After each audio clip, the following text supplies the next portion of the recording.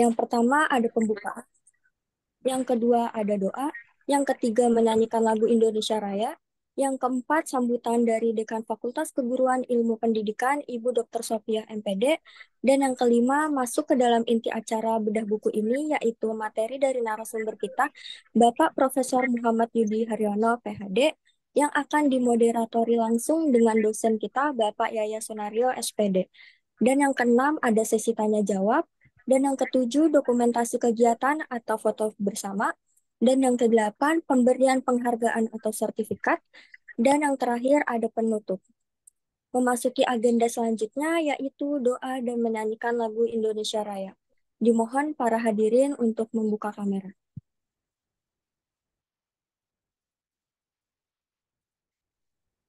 Mari bersama-sama sebelum acara ini dimulai, kita buka dengan bismillah.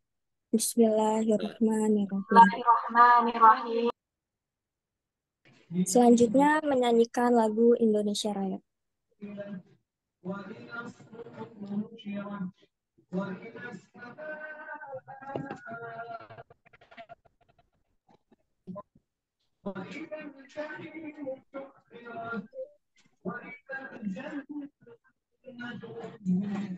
Ditampilkan Mbak Amel.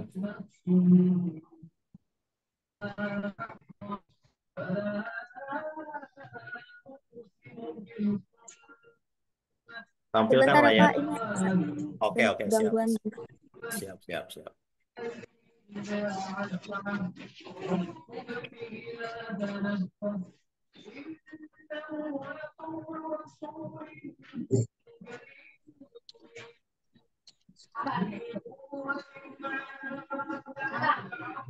Ya.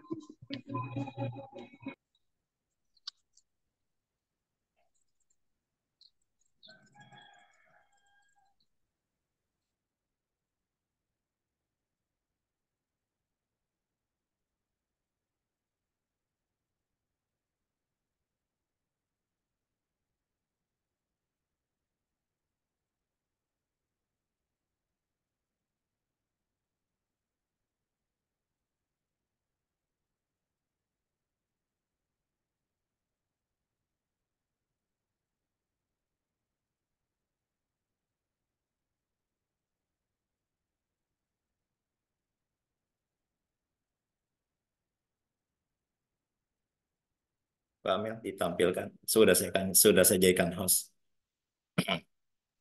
Bapak mohon maaf, ini yang bisa share screen Iya, Mbak cuman Amel sekarang. host.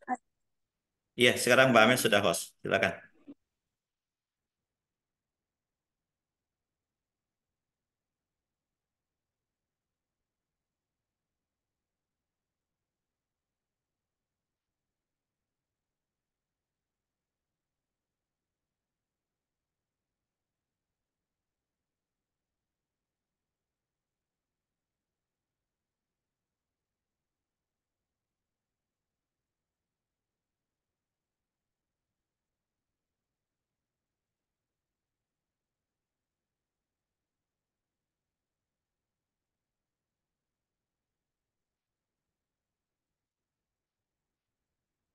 Bisa Mbak Amel? Ya.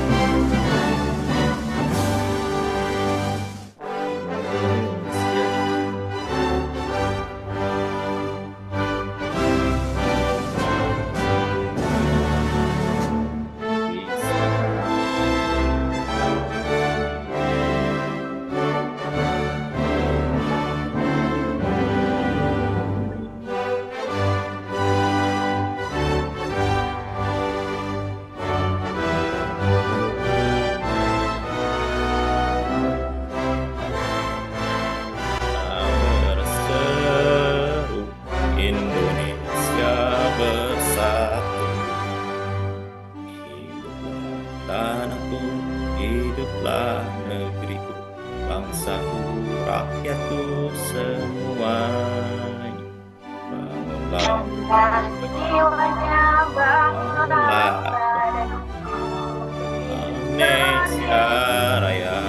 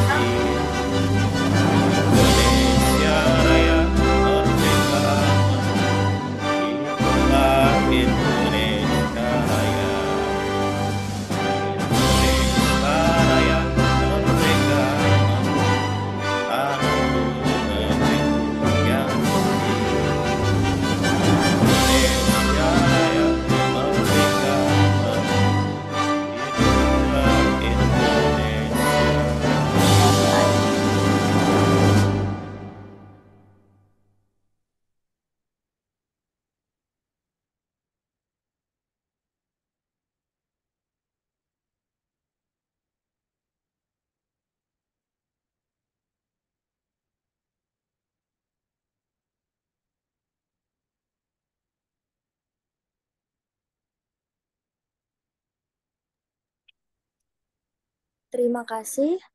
Nah, untuk selanjutnya kita akan mendengarkan sambutan dari Ibu Dr. Sophia MPD selaku Dekan Fakultas Keguruan Ilmu Pendidikan.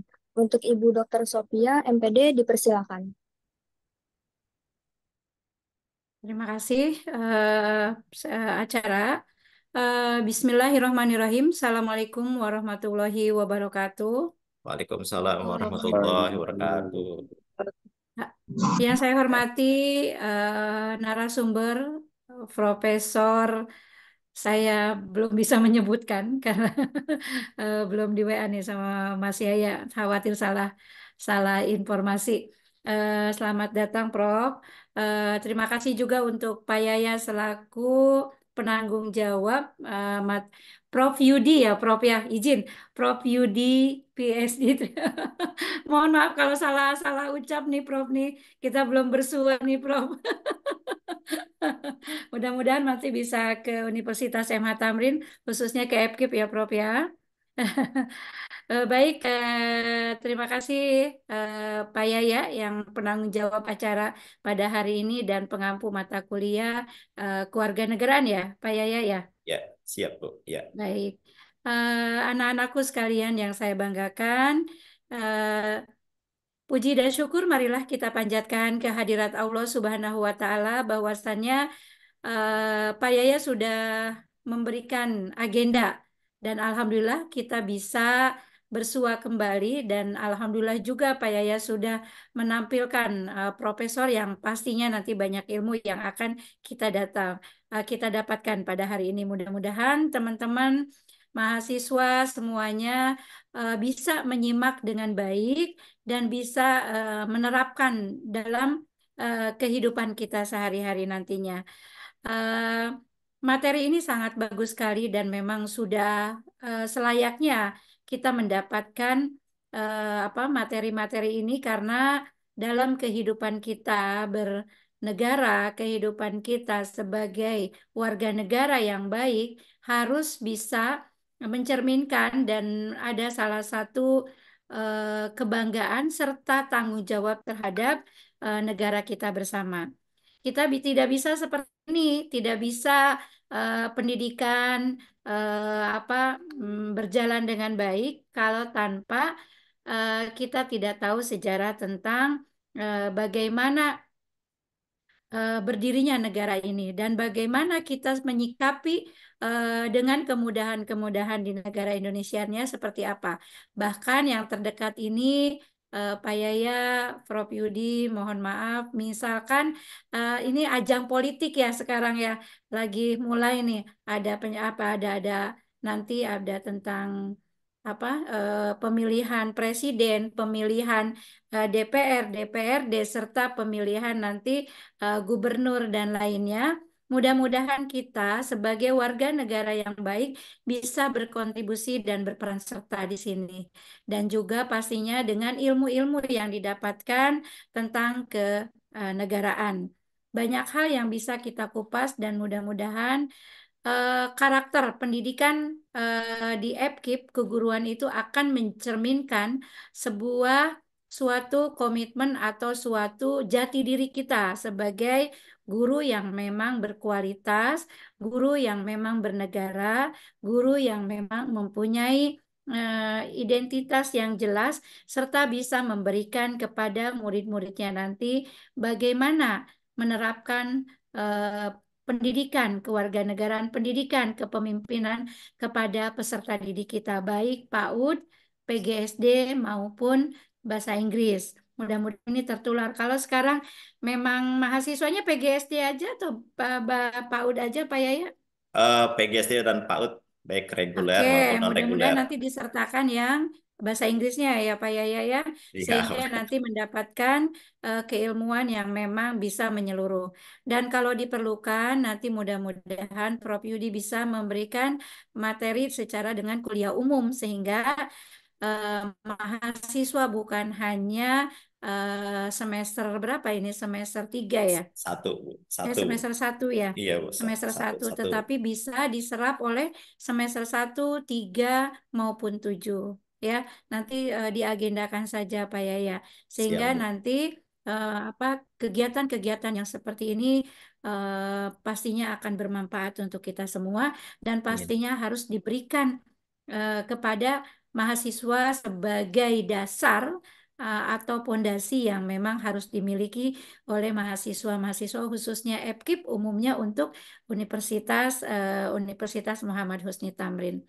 Tidak banyak kata dari saya. Selamat datang kepada Prof. Yudi. Terima kasih kepada Pak Yayas yang sudah menyediakan waktu di sini dan juga kepada teman-teman mahasiswa mudah-mudahan tidak hanya sekedar mendengar, tetapi harus juga eh, ada diskusi ya, ada pemahaman ya, supaya nanti apa yang menjadi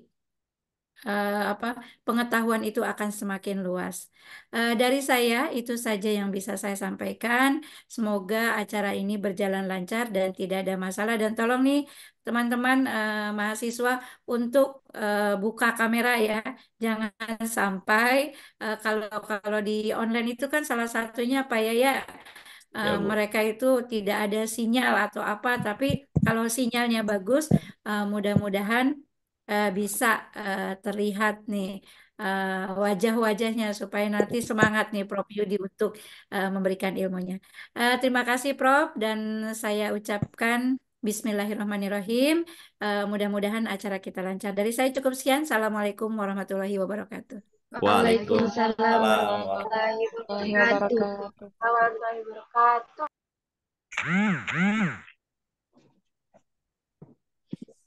Terima kasih untuk Ibu Dr. Sophia MPD atas sambutannya. Nah, selanjutnya kita akan mendengarkan sambutan sekaligus masuk ke dalam inti acara, yaitu bedah buku dari narasumber kita, Profesor Muhammad Yudi Haryono, PhD, yang akan dimoderatori langsung oleh Bapak Yaya Sunario, SPD, selaku dosen mata kuliah Pendidikan Pancasila. Untuk Bapak Yaya Sunario, dipersilakan. Ya, terima kasih MC. Alhamdulillah, terima kasih Bu Dekan, Dr. Sofia MPD sebagai Dekan Fakultas Keguruan Ilmu Pendidikan Universitas Muhammad Tamrin. Selamat datang kepada Prof. Yudi Haryono, PhD, yang Alhamdulillah berkenan untuk sharing ilmunya dengan mahasiswa Fakultas Keguruan Ilmu Pendidikan Universitas Muhammad Tamrin, program studi Pendidikan Guru Pendidikan Sekolah Dasar, dan program studi S1 Pendidikan Anak Usia Dini. Hal yang membanggakan bagi kami adalah ketika Prof berkeinginan sharing ilmunya dengan mahasiswa Universitas Muhammad Nursi Tamrin. Dan alhamdulillah saya dengan teman-teman mahasiswa sharing gitu. Saya bilang kita ngadakan kegiatan bedah buku saja nanti di ujian akhir semesternya. Tapi kegiatan ini sebenarnya untuk menambah ilmu, bukan saja untuk ujian akhir semester, tapi untuk teman-teman mahasiswa yang dimana teman-teman mahasiswa ini adalah generasi Z yang haus akan ilmu dan banyak ingin bertanya tentang kenegaraan. Dan alhamdulillah Prof berkenan untuk memberikan materinya. Saya akan bacakan CV-nya dulu tentang Prof. Ini CV-nya banyak sekali, alhamdulillah ya.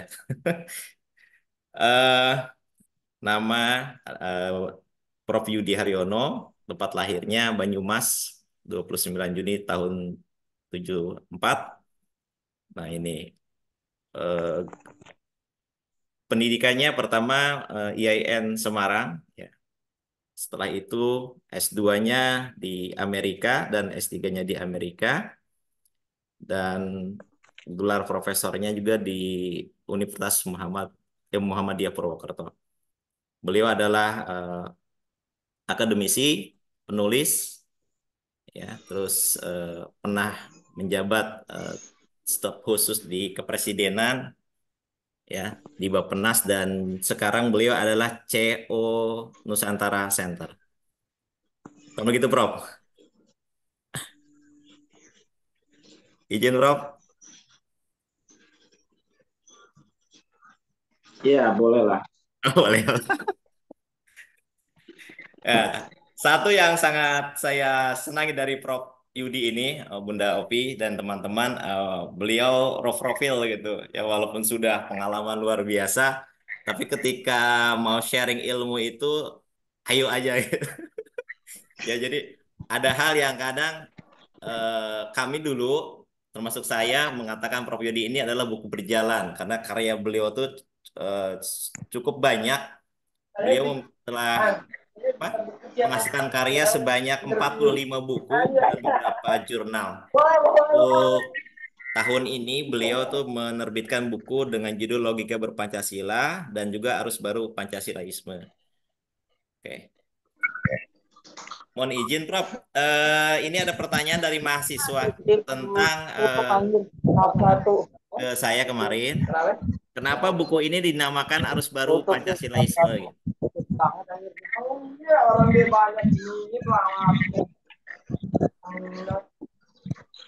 Mungkin ada tahap 2 kan. Tahap 2 ada 14. Tahu berapa.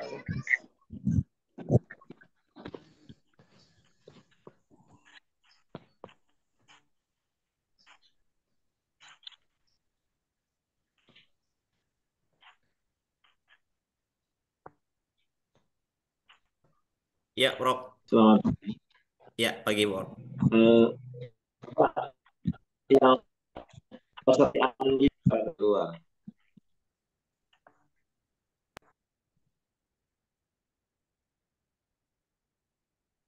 Ya, Prof.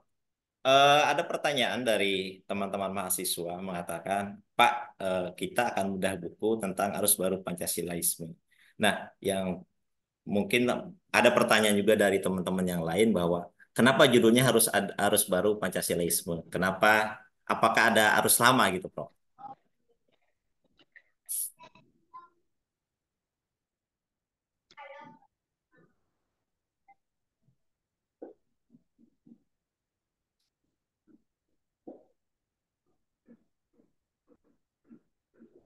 Halo, Ya, Prof. Ya. suara saya terdengar dengan baik. Ya, terdengar, Prof. Baik, terima kasih Pak Yaya, Ibu Dekan, Kaprodi, dan teman-teman mahasiswa Emma Tamrin yang saya banggakan. Menjawab pertanyaan Pak Yaya, buku ini kita beri judul Arus Baru karena dalam studi-studi Pancasila, setelah TAP MPR soal Pancasila ditiadakan, setelah Pancasila secara resmi tidak diajarkan di sekolah-sekolah formal, non-formal, dan informal, maka kita membutuhkan satu gagasan baru, metode baru, bagaimana caranya agar Pancasila ini tidak hilang dari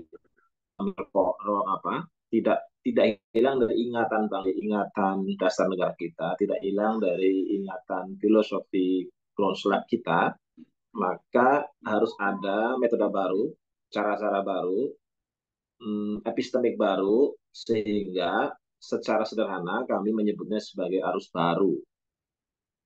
Harapannya pengetahuan, ilmu, bahkan diksi Pancasila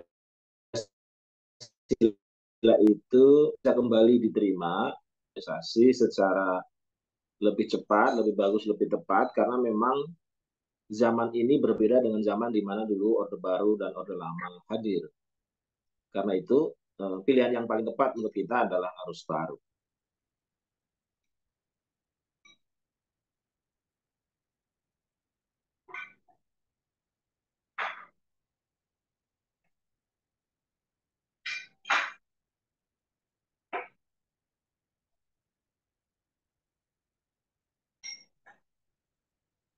Suara Pak Yaya di mute itu. Ya, silakan teman-teman mahasiswa. Ada yang ditanyakan ke Prof. Yodi. Kita di bedah buku ini sharing sifatnya, ya tidak Prof. Yodi memberikan materi, terus teman-teman nunggu terus baru nanya. Silakan. Kayaknya kemarin Mbak siapa nah? Itu ada pertanyaan ya, Mbak Melani. Silakan Mbak Melani.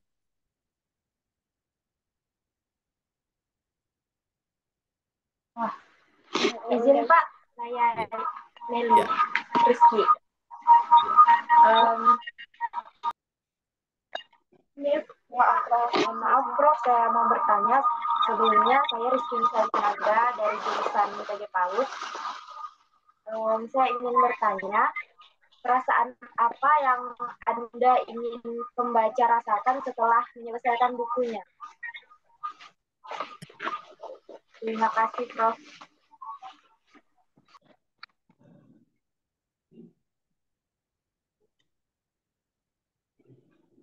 Mungkin maksudnya Saya gini, ya, Prof. Ya, mungkin maksudnya gini, Prof.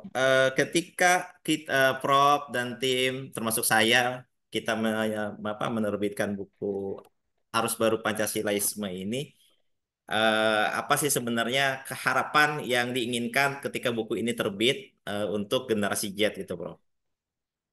Karena teman-teman ini teman-teman yang mahasiswa ini kalau misalnya lagi ngajar, kalau saya sedang menjelaskan tentang pendidikan Pancasila, banyak pertanyaan dari mereka, kalau di Pancasila ini luar biasa ya Pak, tapi kenapa di kehidupan kenyataan ini kayaknya banyak penyimpangan dari nilai-nilai Pancasila? Mungkin begitu, Prof. ya Pak ya dan teman-teman, saya ingin bicara agak lebih luas dulu sebelum ke hal yang kecil tadi itu ya. Siap. Jadi buku ini didesain untuk mengerjakan 3 hal sekaligus. Target kecil, target menengah, dan target besar. Target besarnya tentu saja adalah memastikan bangsa Indonesia, negara Indonesia, dan pemerintahan Indonesia itu melaksanakan nilai-nilai ada dalam Pancasila. Misalnya nilai-nilai yang paling besar itu ada 4 di dalam pembukaan. Pertama melindungi, kedua mencerdaskan, ketiga menyejahterakan, yang keempat adalah ikut serta dalam ketertiban dunia. Nah, dalam konteks melindungi, sampai saat ini indeks kita itu adalah negara paling jelek di ASEAN dalam konteks perlindungan.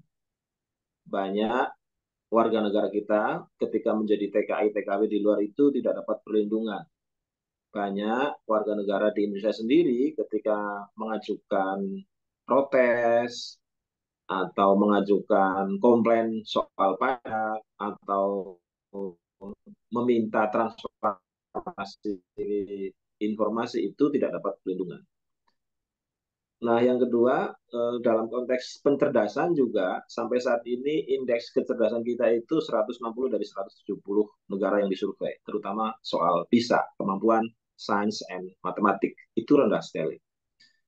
Jadi, soal kecerdasan, baik yang paling besar, kecerdasan kebangsaan, sampai kecerdasan yang paling kecil, misalnya kemampuan dia di dalam menguasai matematik itu, indeksnya makin hari makin menurun.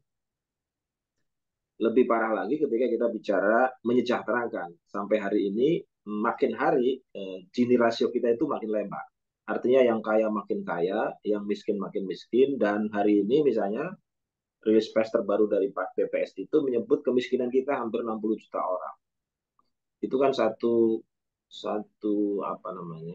peristiwa yang sebenarnya terbalik dari cita-cita kemerdekaan atau cita-cita revolusi, karena dulu salah satu cita-cita revolusi adalah menghabisi kemiskinan sehingga kesejahteraan dan keadilan sosial itu menjadi nyata. Nah, aspek yang keempat, misalnya soal ikut serta dalam ketertiban dunia juga tidak terlihat.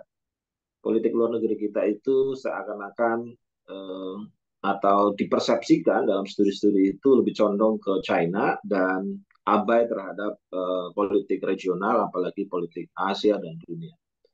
Jadi dengan itu maka buku ini sebenarnya didorong kepada pengambil kebijakan supaya internalisasi nilai-nilai minimal 4 hal itu bisa dikerjakan. Nah, pada target menengah, buku ini mendorong kita semua untuk menghadirkan kembali mata kuliah pelajaran sekaligus pengetahuan Pancasila di seluruh pendidikan, formal, informal, dan non-formal yang memang sudah tidak ada sejak reformasi. Betul bahwa saya dan teman-teman berhasil mendorong negara melahirkan BPIP, tetapi faktanya sampai hari ini BPIP tidak terlalu powerful untuk mengajak negara menghasilkan satu kurikulum baru di sekolah-sekolah formal.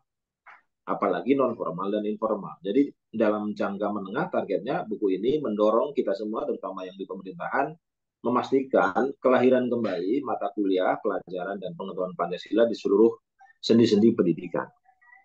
Nah, yang jangka pendek seperti yang tadi ditanyakan oleh Mbak Amel adalah kita ingin mendorong terutama guru-guru, pelaksana-pelaksana, agensi-agensi Pancasila itu bisa minimal menjadi contoh. Saya gini, tidak tahu kenapa hari ini orang Indonesia itu 9 dari 10 orang memiliki jam. Baik jam tangan, jam dinding maupun jam yang ada di dalam HP. Tapi pada saat yang bersamaan, 11 dari 10 orang Indonesia itu suka telat. Jadi apa fungsi jam itu dalam konteks keindonesiaan? Saya tidak tahu. Orang membeli jam itu secara teoritis asumsinya adalah agar dia tepat waktu.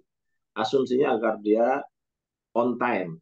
Asumsinya agar dia itu bisa melakukan efisiensi dalam segala hal yang berhubungan dengan hubungan antar manusia, terutama ketika dia melakukan bisnis.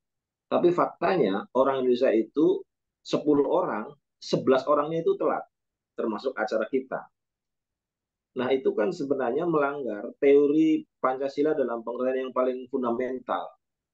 Karena teori Pancasila dalam hal yang paling fundamental adalah memastikan kinerja seluruh orang itu memanusiakan manusia. Memanusiakan manusia yang paling utama adalah melaksanakan janjinya.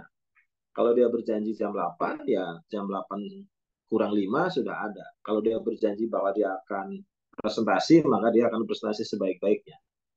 Nah, tapi faktanya kita memang luar biasa itu. Arus itu terjadi dan seakan-akan kita tidak memiliki orang yang bisa mengoreksi itu. Apalagi lembaga-lembaga, sebab kegiatan di lembaga-lembaga negara, terutama juga di sektor pendidikan, itu yang namanya agama telatisme itu luar biasa. Jadi buku ini sebenarnya mendorong kita semua, saya terutama, dan mahasiswa saya, syukur-syukur sekarang mahasiswa dan dosen-dosen di Universitas Ahmad Tamrin bisa melakukan refleksi untuk proyeksi. Refleksinya tadi ada banyak hal yang diakronik gitu. Pengetahuan kita makin mudah didapatkan di Google, di perpustakaan, buku makin banyak, tapi secara umum indeks pengetahuan kita itu menurun, misalnya gitu. Sehingga seorang guru di PAUD, seorang guru di TK, seorang guru di SD, SMP, SMA, seorang dosen di perguruan tinggi, bahkan seorang profesor itu harus mawas diri bahwa menjadi Pancasila dan agensi Pancasila itu mestinya bisa melakukan satu, kalau dalam bahasa Islam itu adalah uswah hasanah, satu contoh, satu role model agar ia bisa sebagaimana umumnya orang sebelum datangnya zaman kala tidak seperti sekarang. Jadi dia bisa on time tanpa harus punya